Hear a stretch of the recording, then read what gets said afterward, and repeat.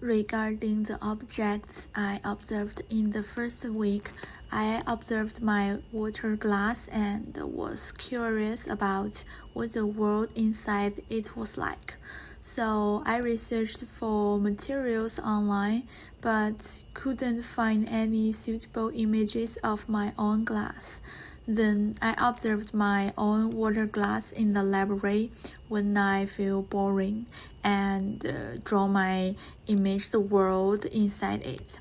This is similar to Martis's late work, The Snail. Regarding the second week's tinkering theme, I referenced Claude Debussy's Clair de Lune to create my character, a tiny soul, frame by frame. Using Procreate, I created a visual process of a luminous, hallowed soul gliding effortlessly across a bridge in the starry sky, heading towards another world.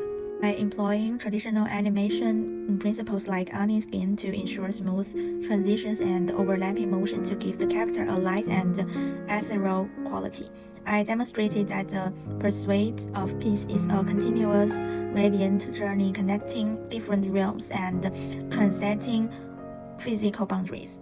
Richard Williams also created a similar work. His film The Animator's Guide to Survival 2001 explored this theme, giving characters a lifelike soul and emotion, which laid the foundation for the gliding motion of my character. Furthermore, my visual language also draws inspiration from the work of Lee Anchorage and Adrian Molina, whose film Coco 2017 explores this theme through the Marigold Bridge as a vivid symbolically connecting different worlds. In the third week, I observed miso, so I thought of using the taste people preserve like sour, sweet, bitter, spicy in my artwork. Initially, I considered using the tango to express each taste, mapping the intelligible flavor on specific visual patterns. I thought this was a wonderful way to express it.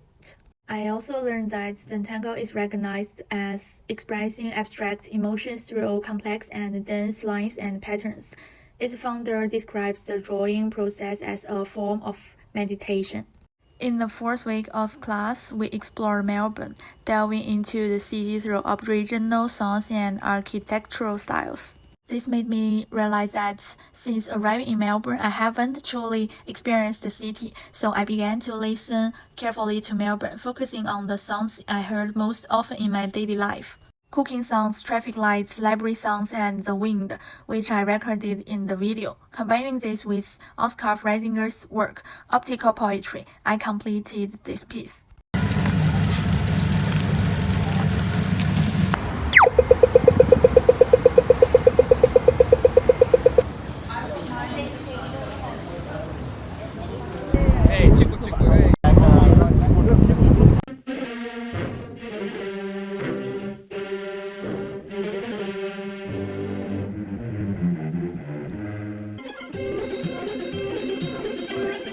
In the fifth week, I chose electrical wires as my subject of study. The chaotic tangled wires reminded me of wars in the Middle East.